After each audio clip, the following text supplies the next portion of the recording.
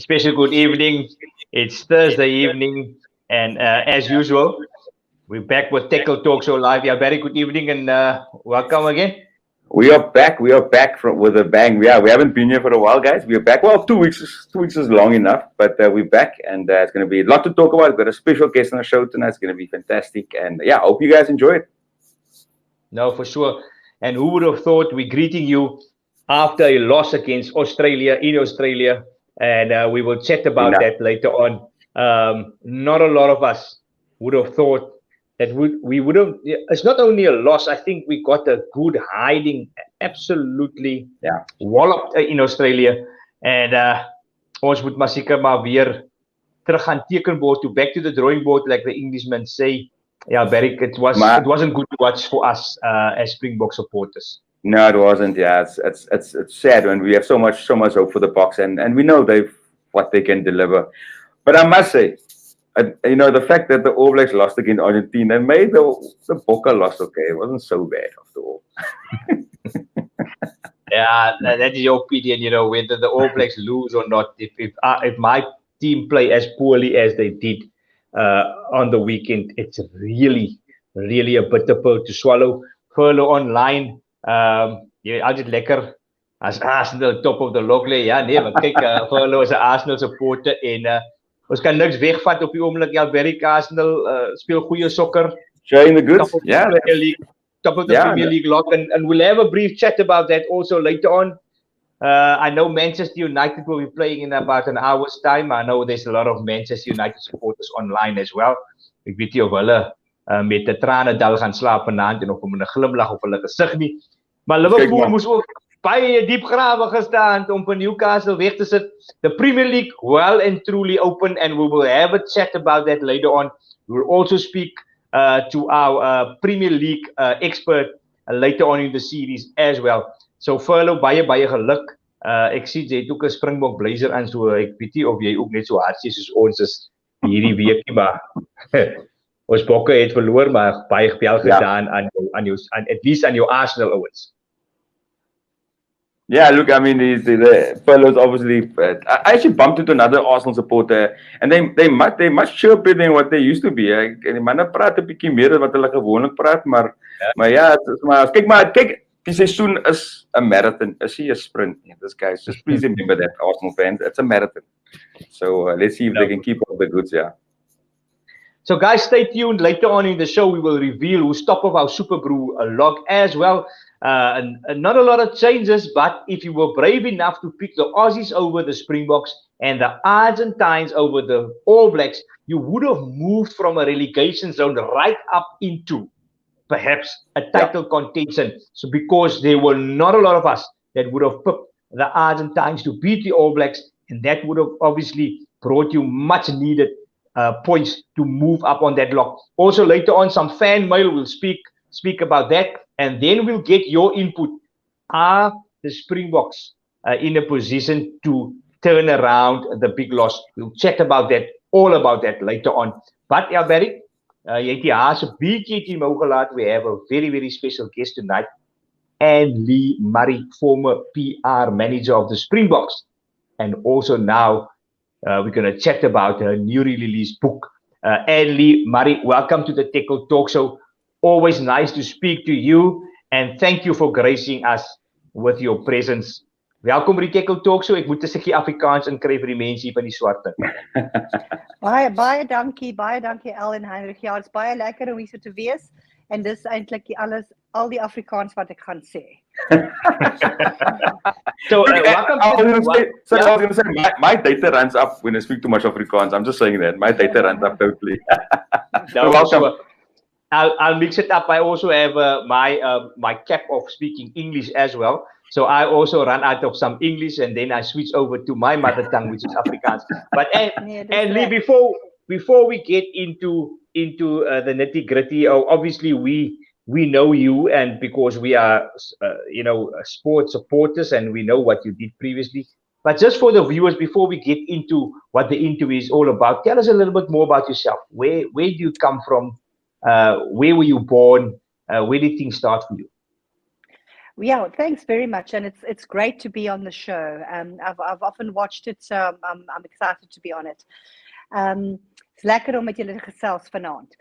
I grew up in the Eastern Cape, went to school there. Eastern Cape has a great place in my heart. Went to school, the sister school in Port Elizabeth that Sia went to. He went to Grey, I went to collegiate. So we had that in common when we met straight away. Always loved sport, grew up along the side of the sports field. My dad played rugby for Eastern Province. He was a flanker. My mom played hockey for the Proteas, for the hockey team. So I always grew up with sport, and I loved sport. And I studied marketing, and then I went into sports marketing, and that's really how I got into sport. You forgot to talk about Chelsea, the Blues, my team. I also did a little stint. I also did a little stint with Chelsea in London for a couple of months, which was great. Awesome. So that's it. I mean, we briefly, just before the show started, we just had a quick chat, and for those who know, we did some work for SA Rugby, and I bumped into Annalee on one of the trips we had, or jobs that we were doing across the country. But and we spoke about it earlier. PR is a very tricky thing, and in itself already. But being a Springbok, public relations manager, if that's the correct title, that's a tricky job. How do you manage that? And you have to beat up, because everybody wants a piece of Sia, everybody wants a piece of Cheslin, everybody wants a piece of Malcolm Marx. How do you respectfully just do your work and make sure these guys are on schedule, on time? Where do you get that kind of impetus just to go and say, "Older guys, you need to move"? And they listen to you. I've seen it happen. They listen to you like again, you're the first lady. So how did you get your stamp of approval on that position? I think it is, it's like being the entry into the team. So it's a tough job, because I've got to be the one that says no. I would rather be me saying no to a supporter than a Sia or a Malcolm or a Cheslin saying no, because that's who the people want to see. So if you can say no in a nice way, I did learn to say no in a nice way over the years. But being the sort of the gatekeeper, it was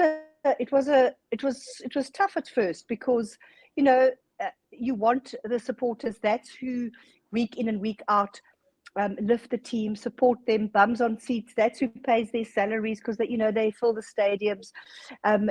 They've got lots of obligations. They've got obligations with their sponsors, with all different entities, with government, so I think it's PR. It's not a traditional sort of PR job.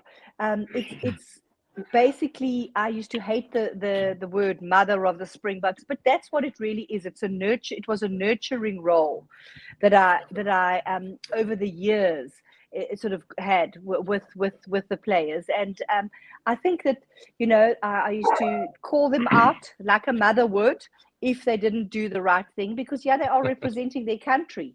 And so I think that's sort of what it was. Yeah, great. And obviously, many years of experience.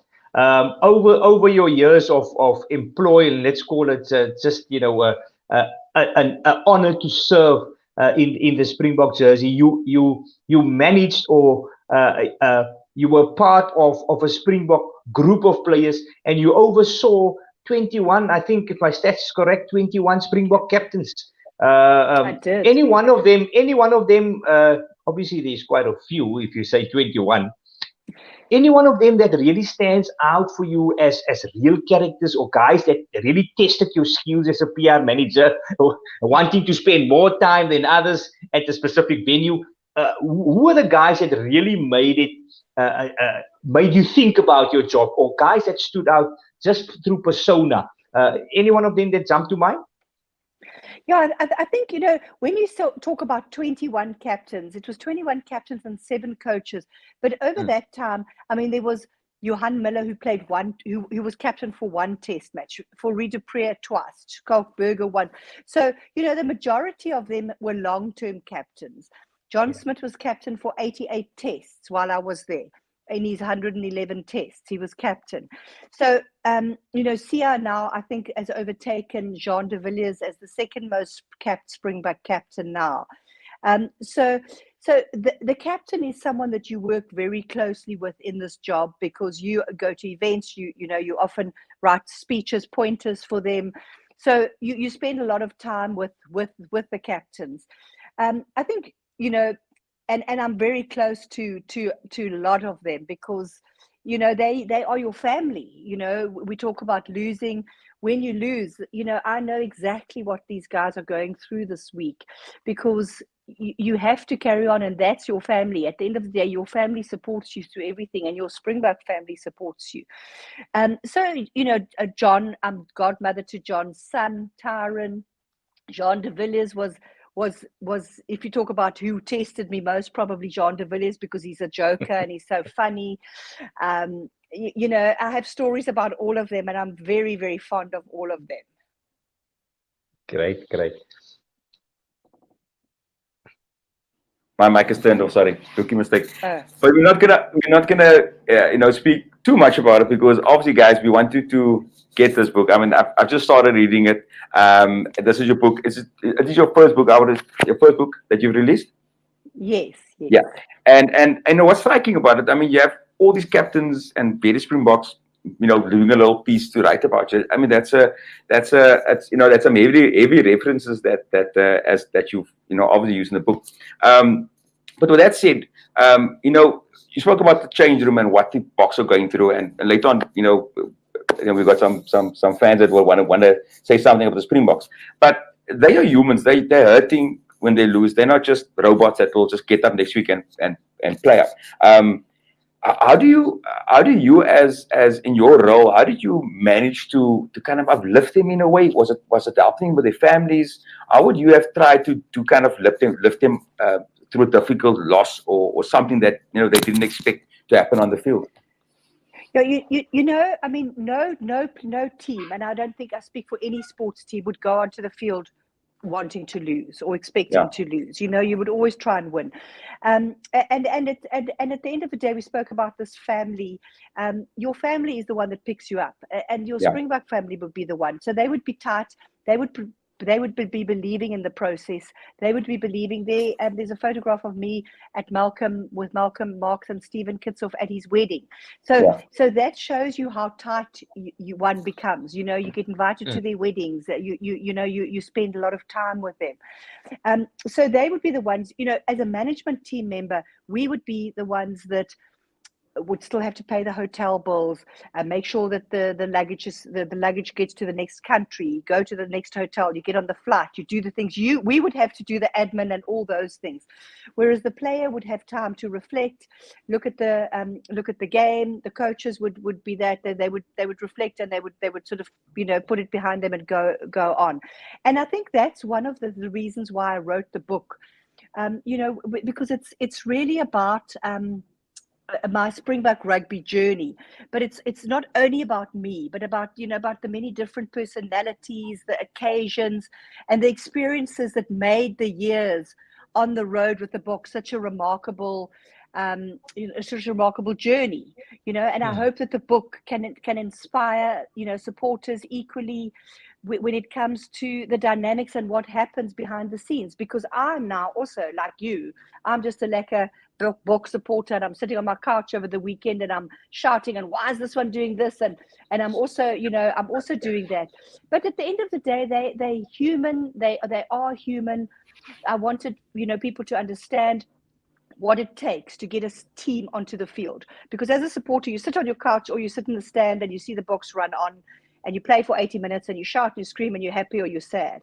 But what it takes to actually get a team onto the field, and the logistics behind it, the operations, the PR stuff, the commercial obligations, the kitting, everything that it takes to get a team onto the field, the medical, the physio, the massages, so there is so much more to it. And I thought that would be very interesting for people.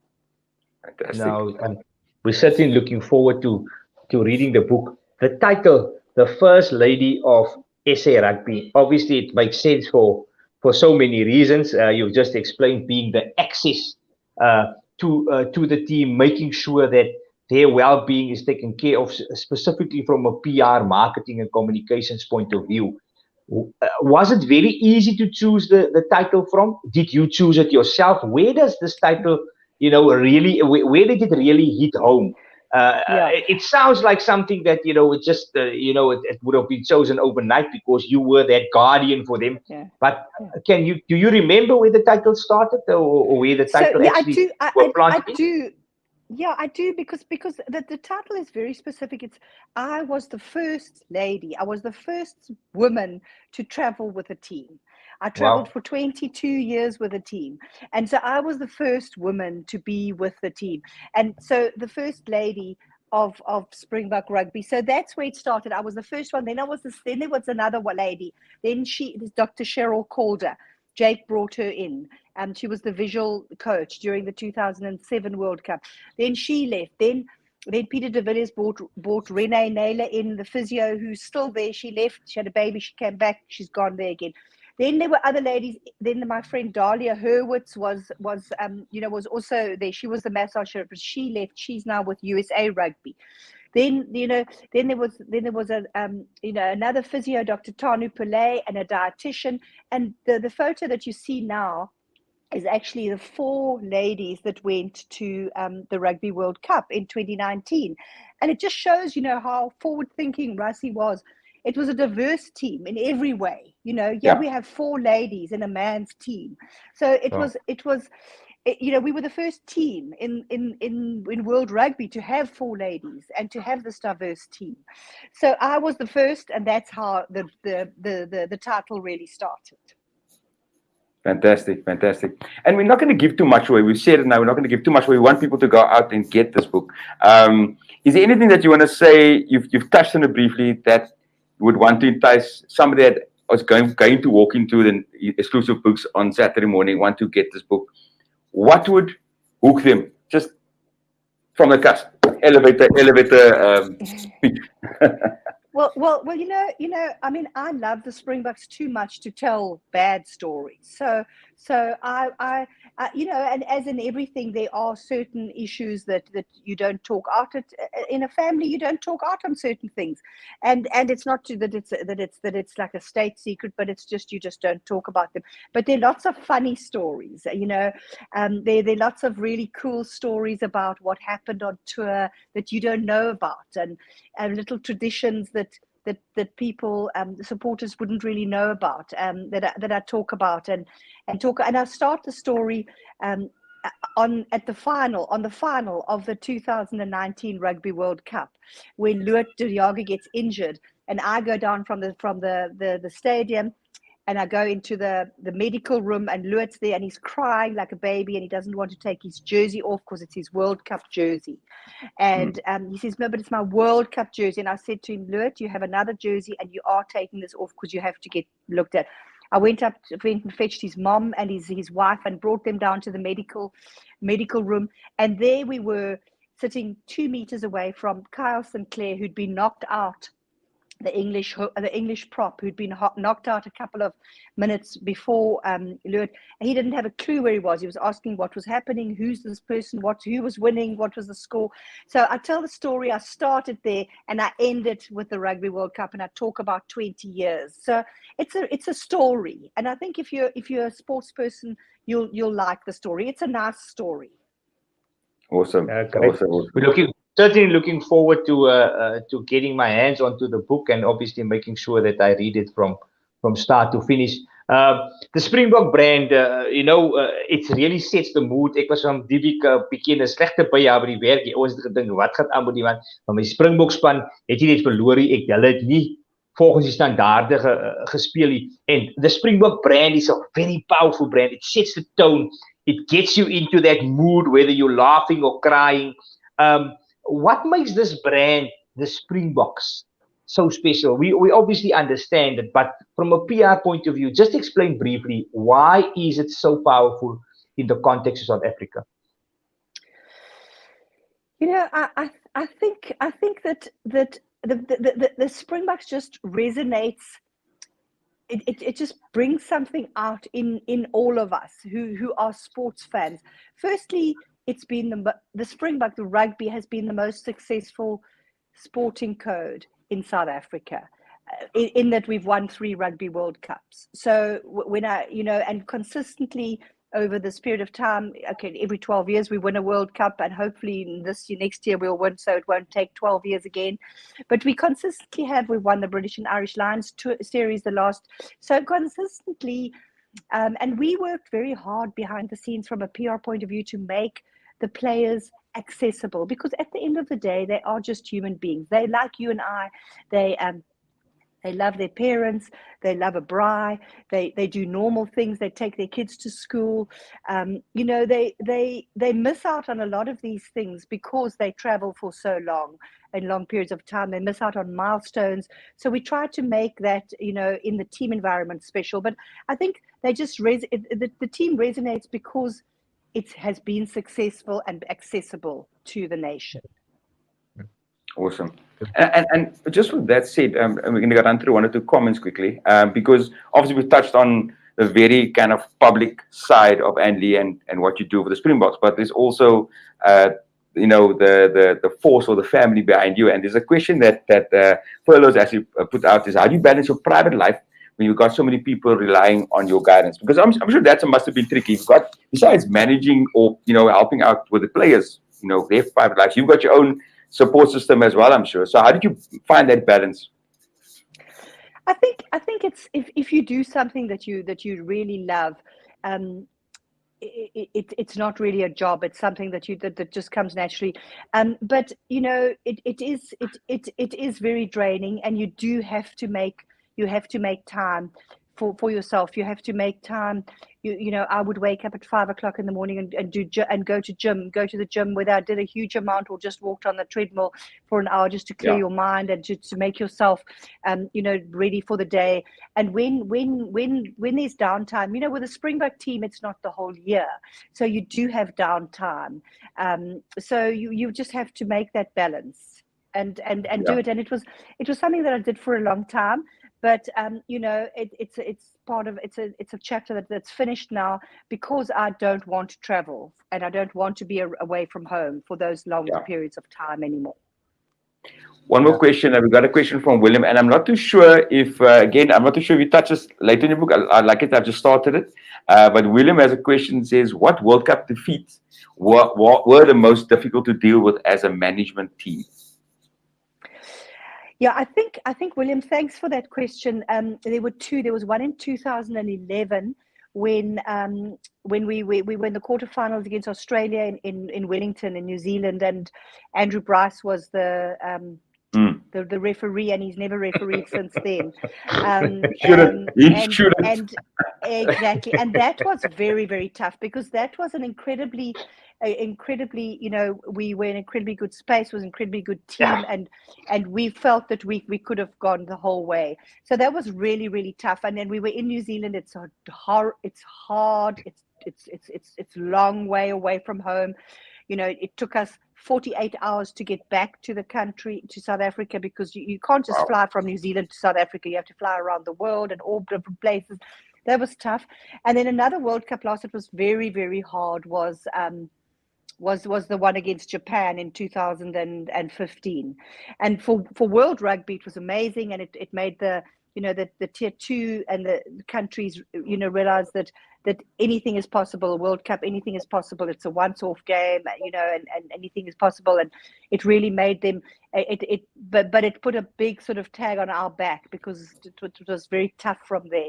That was even tougher than 2019, when we lost to the All Blacks the first game. But we still 100% believed that we could go the whole way, and we did. But Japan was really, really a hard loss, and the change room, I've actually never ever been in a change room that was so just dark and miserable and quiet, and it was horrible. Yeah. So sorry, I get one more question. Go for it. Let them check. Kaizen 007, man of mystery. You have seen and experienced the absolute best and possibly the lowest with the Boks, 2 World Cup losses, Japan and others. What sets the Bok mindset apart from the rest to continue to bounce back?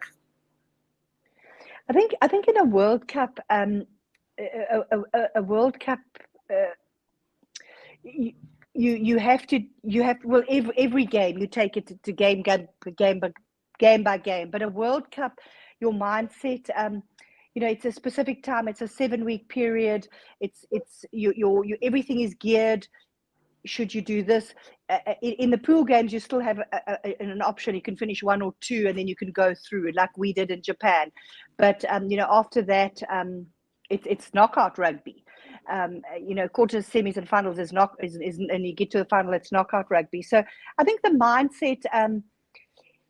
When you get to a World Cup, it's the absolute pinnacle of anything. It's like going to the Olympic Games. Now, 15 doesn't go to the Olympic Games, so that is really their Olympic Games. And your mind is just so strong, and you have the country you behind you, and the more successful you are, the more the country's behind you, and it just becomes a frenzy. And I can't even explain to you the tour that we did around the country in 2007 and in 2019 that I was lucky to be part of. It's in my mind. I still think about these little kids running, like miles and miles and miles with their legs to the bus just to wave, and amazing. And it just had the power. I mean, Nelson Mandela said, that sport has the power to change the world, and it does. And even if it's just for that little minute, it has the power to make someone happy and excited. And I was very privileged to meet Mr. Mandela on a number of occasions and have a photo after the 2007 Rugby World Cup with him. And also, you've also been with, we've been clicking through, you've met many celebrities over the, obviously, the first lady and we would say the first man of the country. He's a president. So, you've managed to meet a lot of, we've obviously looked at your pictures, and you were able to meet a lot of celebrities over the years. Well, that said, obviously and we're going to move slightly to the Bok, and we're going to touch on the rest of it, guys. I know there's a few guys that want to also give their comments, and I see you coming through, but we'll talk about that later. The Boks are hurting after this, the previous match. And I'm sure, like you, like us and all the other fans in SA, we firmly believe the Boks are better than what was displayed over the coming weekend. The fact that they traveled to Australia, the fact that, after they played in South Africa, they had this massive welcoming in South Africa, first home games in a while in front of a crowd, a massive crowd, like in Nelspruit and Ellis Park. Nelspruit, yeah. Nelspruit and Ellis Park, yeah. So do you think, going to Australia, is it you mentioned New Zealand being tough. Do you think that there has been a lot said about Australia being so difficult to tour? Is it really a case of just the environment that made it so difficult? Was the case of we just weren't hot on the day? What is your take on Saturday's performance? I think, I'm also just very much a supporter. I'm going to just quickly tell you one story. When I first started with the team, but I touch on it in my book as well. Harry Viljoen was the coach, and Andre Vos was the captain, and he dropped Andre Vos in Port Elizabeth, and he made Bobby Skinset the captain. Yeah. And I was absolutely devastated, purely because just Vossie was such a nice guy, but so was Bobby. But I went to Harry and I said this was a very bad idea, and I didn't think it was a good idea. And and I was trying to tell him from PR, we should have done it this way. And he took one look at me and he screamed at me and he said to me, "You stick in your lane and I'll stick in mine. Are you a coach or not?" And I've never sort of pretended to be a coach from there. Yeah. So from a coaching point of view, I think it's very hard to win on the road. Whether you are, our record against Australia is actually, I think, even worse than it is against New Zealand. Win rate. It's very hard to win. It's hard to win. It's hard to win the jet lag. The jet lag does play a huge part. Although you're there for a couple of, it still does. It still does. We need to get over the mindset that we can't win in Australia, because we can win. I've been part of, some very good wins there. The last one actually was with Heineke Meyer in 2013. We won in Brisbane very well. But the guys will certainly be hurting, and I think they just had a really off day. and we all have off days, but from a coaching point, I can't tell you anything more than that, guys, and I wish I could, but I'm not going to pretend to know the positions and how the coaches think. I just know that Rassie and Jacques are very good coaches, and they'll make things right. Let's hope they fix it over the weekend, and we'll have something to smile about this time come Monday. That's a belief. Yeah. Just before we wrap it up, Andy, there's a lot of, especially coming out of Women's Month, there's a lot of ladies that find themselves in a male-predominant environment, in jobs where it's perceived to be only for men. And I would say over the years, you probably felt the same until you had to make that mental shift. Your message to all the ladies out there that want to chase their dreams, that want to really fly high and become, to maximize their potential, even if it is in industries where they sometimes feel perhaps we don't belong. What is your message of inspiration to them, and how do they go out there and make it happen for themselves? Yeah, I think that as a country that we are over that now, but hard work is proof. I had to work when I started. I really did have to work a bit harder than anyone else, and I had to prove that I could do the job. I started with Joost van der Westhuizen and Andre Venter. They were Chester Williams. They were hard men, and they didn't believe that they were really had to listen to a woman, and I had to work harder and faster and smarter, and I think that's I'm living proof that there are wonderful opportunities. They're talented professionals, regardless of your gender, but especially women. We can get out there, and and companies are showing the diversity more and more now, and giving opportunities. Because at the end of the day, it's the best person should have the job. Great message there. Sorry, I keep on muting my mic for the background noise. Where can we find your book? So you can find my book at online through Highbury Safika HSM.co.za. That's the publisher, or at Exclusive Books, Bargain Books. You can find it at the airport. So it is available. Fantastic. I see you've already got your copy. I'm getting my copy. Hopefully my wife is tuned in, that she can get me one maybe tomorrow, or latest on Monday, that we can start reading and obviously just get into the story. And Lee, what an honor and a privilege to have you on our show. Like you said, this is the first time tuning in. There's a lot of questions I see, but unfortunately, we're running out of time. But we have a slogan on the Têkkel Talk Show where we say we create a culture of recognition, where we just recognize the people that makes a difference in society, and that is why you were nominated to chat to us. So from our side, the Têkkel Talk Show, thank you so much for the many years. I know it's 2 decades which you served in the Springbok camp, where you looked after our athletes and our Springbok rugby players to make sure that their well-being comes first. So from our side, Têkkel Talk Show, thanks so much, and thanks for sharing your story in your book. We're looking forward to reading about all the stories, and we hope that we will see you involved in rugby and in sport going forward as well. Thank you so much, guys, and I really appreciate you, taking the time to chat to me and giving me this opportunity as well. Thank you so much. Thanks, Andy. Right. Thanks so much, and have a good evening. There you have it, Annelee Murray, the author of The First Lady of SA Rugby. Alberic, is 'n lekker job. Ek weet nie of ek hy job kan gedoen het. Ek sal die manne net aan 'n dop hou. Ek sal jou net vir signatures vir hele tyd en selfies wil vat. No, look, it's and like I mentioned earlier, it's a tough job. It's a job that comes with a lot of pressure, because you're having this world's media around you, have fans, and she has to be managing all that.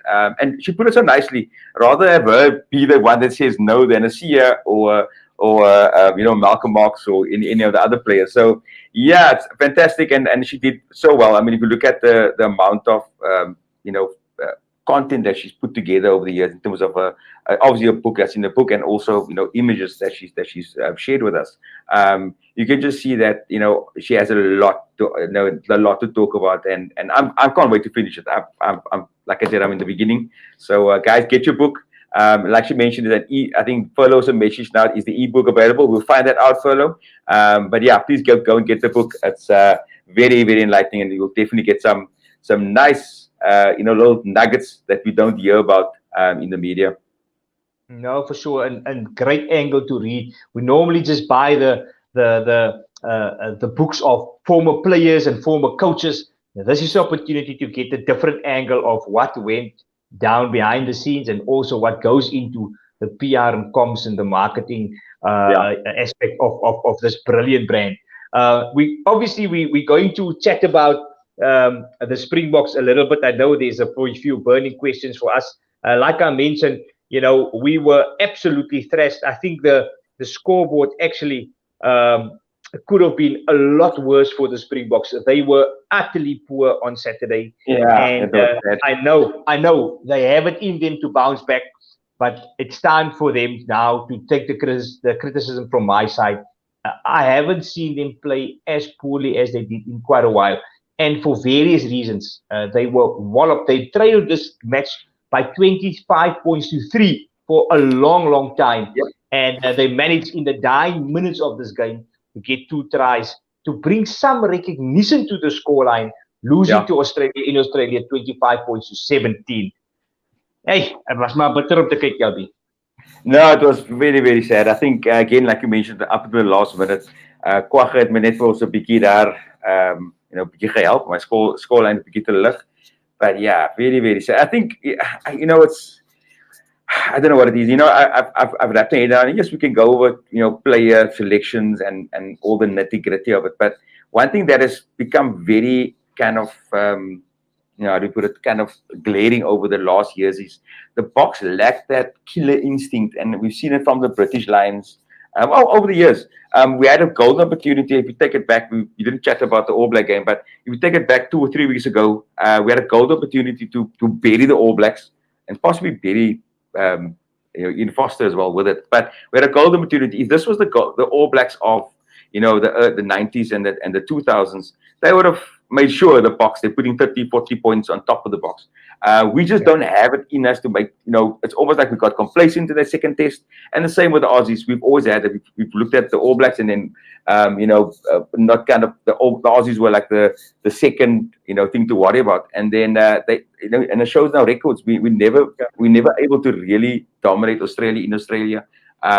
And again, we haven't been able to win at least one. Well, if you look at the opposition, to win the Freedom Cup against the All Blacks, to win the Mandela Plate against the Aussies, we need to win both games. And I would have expected at least we would have been able to bag the Freedom Trophy, which is going to sit in New Zealand for another year. No, for sure, and it's really unfortunate. We're going to look at the teams in a little while, but I think a lot more for the Springbok coaches to think about than you're just making it off as another loss. And I think we've mentioned this on the show, and I'm going to say it again, is that you can't have a game plan that is built on fundamentals, that if something goes wrong, if one thing for the Springbok goes wrong, the whole pack of cards come tumbling down. You cannot have a game plan based on 3 things. They have a game plan based on scrums, they have a game plan based on territorial kicking game, and then they have a game plan being able to maul the opposition from a very close out and maul them over the game line. Now, I'll tell you, Alberic, that is fine. But you cannot become in a situation that if the scrums doesn't work, the other 2 things just goes, it becomes null and void. And that is the risk.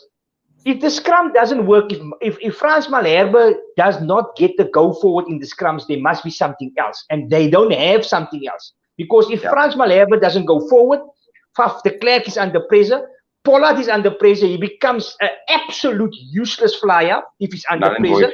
The whole backline becomes under pressure, and then it's null and void.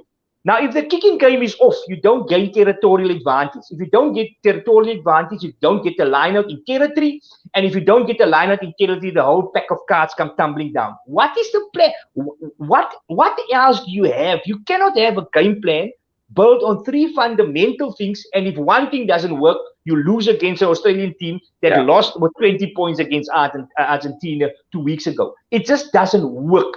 And if they do try something different, they look uncomfortable, they look uncoached, they look amateur. Yeah. Pollard played a game. I don't even know if Pollard would with that performance, he probably wouldn't even get into the first side of Westbank Rugby Club. And that is a concerning factor. I mean, really. Nie Westbank. Nie Westbank. Ek is 'n Westbank supporter.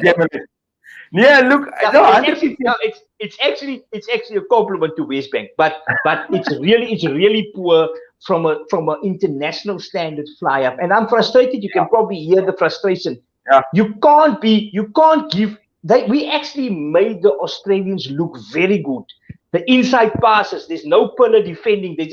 We've got Leo just going through and ripping the Springbok defense apart. You've got a guy like Karevi just pulling the strings. And now again with the injuries that we do have, a lot of people call it a second string side.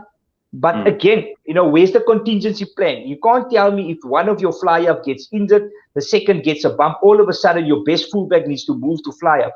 I think it's just a situation where we're in now.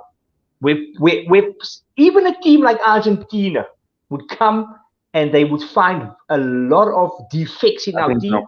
Wanneer laas het die Argentynse span gesê, hier's 'n bokkespan. As ons dit en dit ons sien nie, kom ons skrim hulle, kom ons maak seker dat Fabi bal direk uitskop en all of a sudden het ons 'n kans om die ouens te wen. Wanneer laas kyk hulle na die opblik wen gaan hulle vir enige wil aanvat. I think I agree with you. There's a lot of, we looked at the game and we've seen it against the All Blacks. They started employing this, this short passes, one-off passes, and this not skip passes, kind of one short of runners running in, and they did that twice or thrice, and then they play wide. The Aussies did that as well. All of a sudden, you see us, our defensive line wasn't rushing. We're pulling back now because we're uncertain now. So the rest of the world is figuring out our defense, which was very strong, 3 years ago, 4 years ago in the World Cup. It's fairly strong still now. But with that said, they're figuring out how we are moving around. And if you don't have a guy and we spoke about it before, like I'm playing in his rightful position, he won't be dictating the game like he should, or the defensive lines like he should. For me, my concern is player selection. I think for me, bringing back Dwayne Vermeulen against the All Blacks was a total misfire. For me, it was he just came back. We know the class Dwayne has. We know the class. He's a fantastic. I'm a big Dwayne fan. We could have just maybe had him come off the bench maybe for 10 minutes. After Jasper Wiese wat die man sag maak. Why couldn't we have done that rather instead of now bringing him in? Pieter Steptoe has been very long on the sidelines. We're giving him a lot of game time now, but we need that young blood to come to say Alrich Low or Evan Roos to say, listen, I'm here. I want to be counted for. I want to put my hand up to make sure that it will make it difficult for Dwayne just to come and walk in the team, which it happened. If Dwayne Vermeulen walks in the team after a very long injury, you can't be having game time. We don't have the luxury of playing Italy, and with all respect to Italy and all the teams, Uruguay and all those teams you did play back in the day just to get some game time. This is the All Blacks, and we don't discredit them. Never mind what they're going through. The fact of the matter is, we are the world champions. We should be having depth to our defense, depth to our attack to make sure that if plan A doesn't work, if our scrums aren't working, what can we bring to the table? And for the sake of, again, to your point of Andre, is absolutely at the moment he just had a very, very poor, in fact, a very few poor defensive games as well. So yeah, I mean, Furlough coming up saying Paulus lack of defense capabilities, it's also powerful water uitgestaan. I think he's. Yeah, I think the first time his mistakes was concerning. But even against the Welsh, he was very poor against them. Yeah, I think our 9 and 10. Our number 1, 9 and 10 in Faf and Pollard, they rely so much on the Springbok side going forward. if the Springbok side goes forward, daar's 'n klip en ek het nou die dag gelag, maar is nog nie lagsaak. Dis 'n klip wat Pollard wat Faf staan in die Aussie game waar hy as te ware en iemand het die klip vir my gestuur. Hy kom by 'n rak, he looks left, he looks right, and he looks left again. So it's almost like he's crossing the road, but I'm not sure whether he understands that he needs to play the ball to someone in a better position. And then what makes it worse, I'm going to share this clip with you, Alberic. He kicks the ball after looking left and looking right and looking left again. He skies the ball right up into the sky, putting the whole of the Springboks, who at that time was already under pressure, putting them under further pressure. And I think the most important thing that I want to mention, and I think we're going to have a look at the side now, is the most important thing is, I think we have this impression that we have a lot of depth. 2-3 weeks ago, we thought, yes, ons het nie eens 'n nommer 8, ons het 4-5 nommer 8s. We said, no, we have Fassi, we have Warikaland, and then all of a sudden, one injury, you need to go back to Willie Leroux. You know, I'm trying to understand, how are we as a South African media and a South African sport fraternity, rugby fraternity, selling the fact that we've got more depth than on New Zealand, and then you get a knock to a fly half, and then all of a sudden, you sit with a Damian Willemse having to play fly half in the test match, and you have Frans Steyn on the bench, and all of a sudden you look very thin. I believe that, and you've mentioned it, Ninaber and his team is getting their selections wrong. They should have had an extra flyer. Perhaps they should have had a Ivan Roos there to cover flank and number 8. I'm not sure. I'm not a selector. I'm mentioning these things because I'm looking at the side, having to bounce back in Australia after being thumped. Are we really sure this team can do the job? I'm not taking away. I'm not taking away anything from individuals. Just as I look at combinations, there's trouble. Yeah. No, I agree. I think I'm excited with 1 or 2 players in this setup. And you know, a guy like Canan Moody, playing, getting a start. Willemse, playing on 10. I'm very excited about that. There's a few players that does stand out. But to your point, are we saying that our utility / fullback / fly-off / center is now a second choice? Our utility should be a utility. He should be on standby for whatever may arise, and that can happen throughout the game. But if we are, they say Elton have a slight niggle.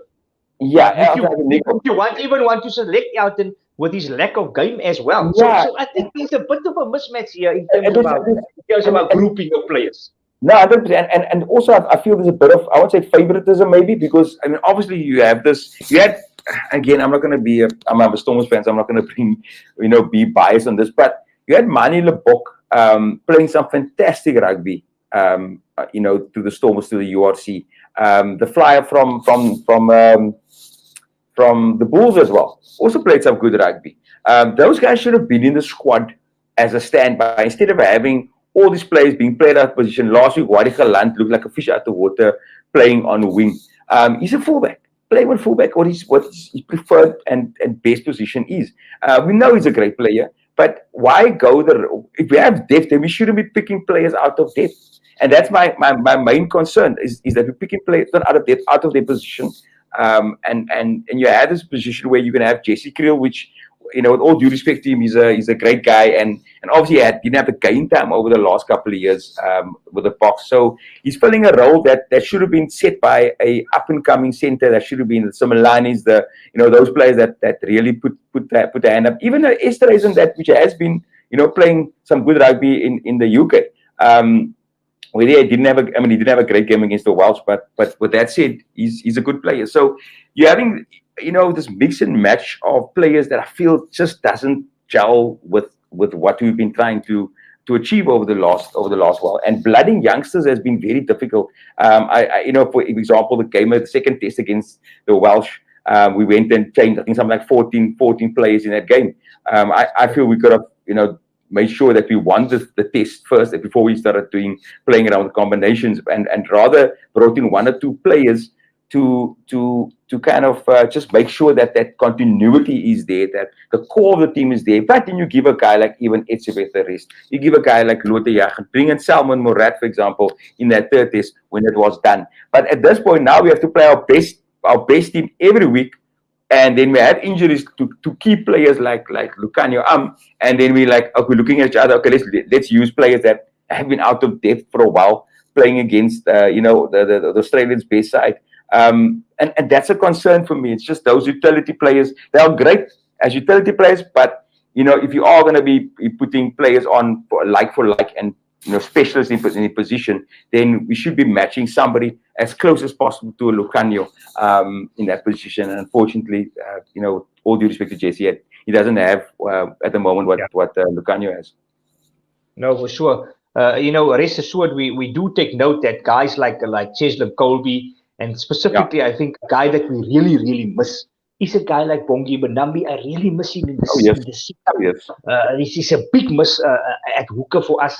And then obviously we know that apart from Chesi, we have Kurtley Arends that unfortunately, received that red card, and he's also making his way back into the squad. So we do take into consideration that there's players that need to come into the squad.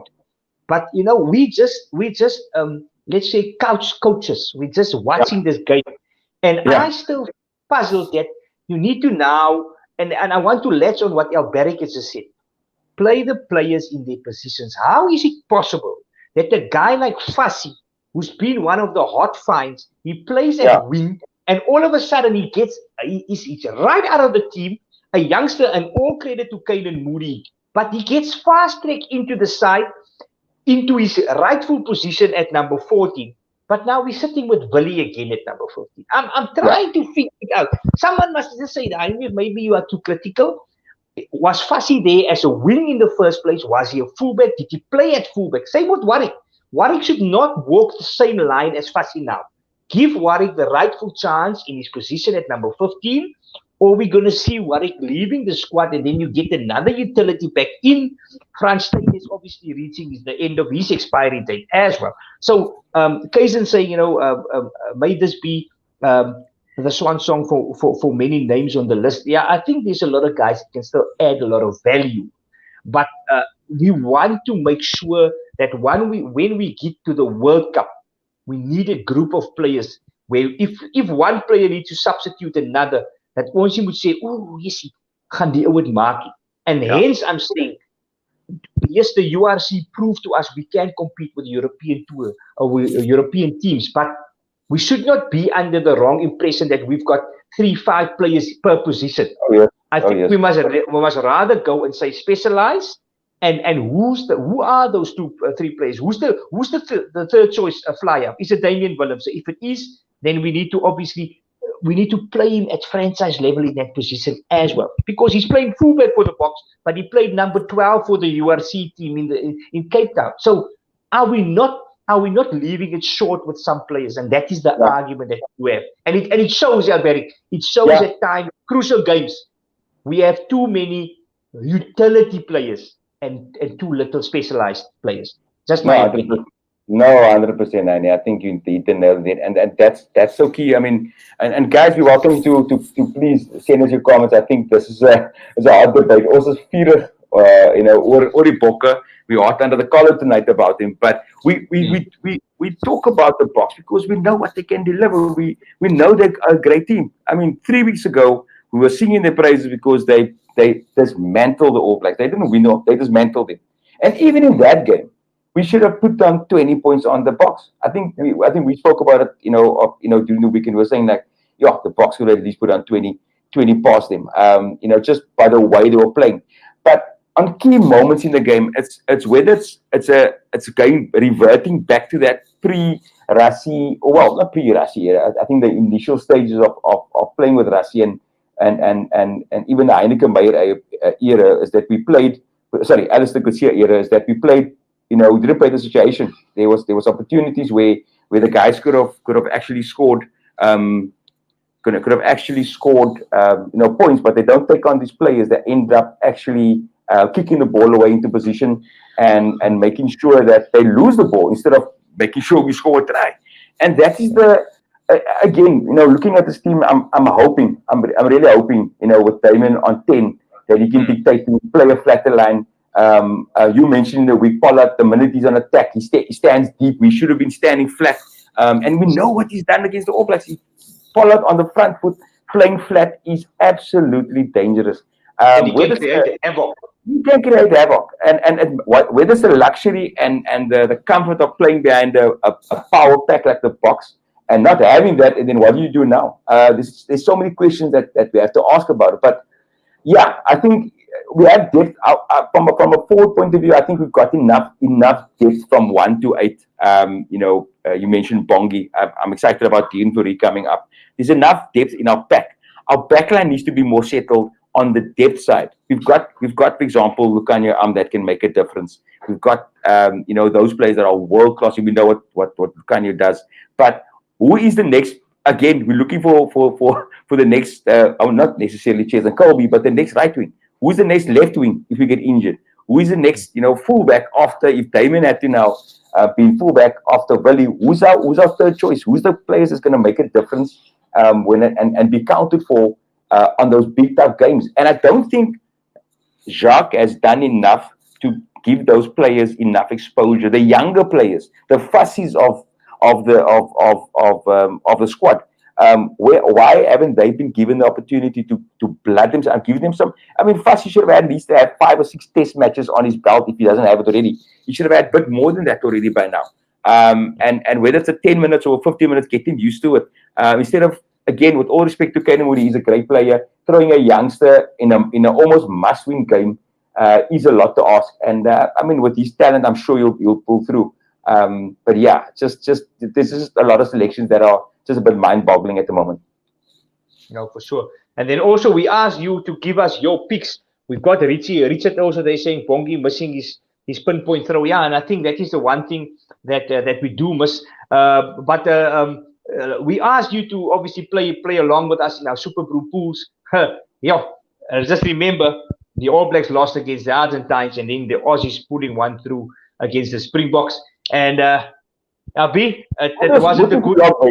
Moet ons log boys, ek weet nie. Ja, ek het 0-2, wat het jy? I want to challenge you on that, but anyway, we'll get to that now. Guys, there's a log. Leading from the front, CR7. Nou wil ek weet, ja, CR7. Hy bly poe. Hy gaan ons moet vir hom afval. Ek dink hy het wel 'n Ja. So he's right at the top. And who's the guy with the yellow cap there? It's a bit small here on my screen. Tiens Volts leading with he's in third position. And as we look at that, ek is daar. Maar jy moet dan weer afskroel na jou op jou. Ek wil net sê, as jy 7de geëindig het en het jy moet nou seker iewers 'n call teen die Bokke geback. Is ek reg? Ja, ek het die Bokke gehad.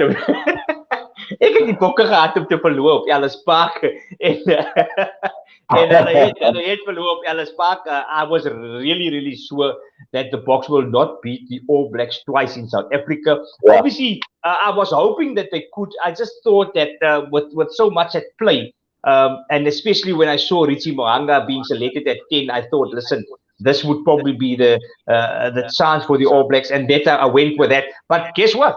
I went with the All Blacks to beat the Argentines, and they lost convincingly in New Zealand. So it was just a very poor week. And there you can see we can go far down. Sien haar eyebrillers aan die onderkant. Hulle hou hulle eie party daar aan die onderkant. Die man nou pot. Maar with that said, I mean, this is a fluke. This is just, I think I missed a pick or two. Nou, but then soos hy nou piek, moet jy eintlik 'n bietjie weer pieks mis dat jy 'n default piek kan kry, want blyk met hy's ook daar onder by die manne, né? And guys, just to let you know, this weekend Têkkel Potjie will be at Wizard of Oz's house. Die man het outlet daar, so Wizard of Oz send us address. We'd like to come around for that Potjie. Ek weet baie maar ek het ook dat. Hy het seker die slegste margin gehad, want ek het ook niks reg gehad hierdie naweekie. Maar guys, just remember to get those picks in early for this weekend's picks and make sure that you move up on that log. It's not looking good for the two presenters of the show, but we are just there to yeah, it was Maki Nomo's fault. Okay, rugby guys, you know rugby. You guys are, the experts, and please share your comments. And again tonight, guys, thanks for all the comments. It's very worthwhile points that has been made tonight. And I think, like Annie mentioned, we feel we know the Bok can do better. Die All Black fans is maar 'n bietjie stil vanaand, Annie, maar ons gaan net daaroor praat nie. Hulle gaan vir nog 'n surprise miskien die naweek. That's what that's it. Sorry, Annie. Go for it. No, go. Sorry, I was going to talk about Têkkel Mel. We've had, obviously a few, messages that came in over the last week or two. And Richard Erasmus sending his pick. This was before the Bok and All Black game. He's from goed verwacht. So thanks for that submission. And then we got another submission that we showed a couple of weeks ago. A.B. Collins that sent in this pick. I don't know if you guys can remember. This was after the Bok game, which we won the first test and beating the All Blacks. He felt very confident going to work. He had his Bok jersey on, and had a few people obviously commenting on that. The following week was a bit different though, and this is what he sent in. He got to his desk, and it's a few notes people actually made the time, just to show where that the All Blacks are still around. He's, one guy after left a note saying, just a note to say, I'm sorry for your loss. Go the All Blacks. So yeah, interesting. So I don't think he'll be wearing his Bok anytime soon to work. Yeah, they got one over him again. Yeah, very proud nation. I'm pretty sure they'll be happy now after losing against Argentina. But yeah, Beric, it was again, great to have everyone online. We do apologize for last week. We had some issues last week just to deal with.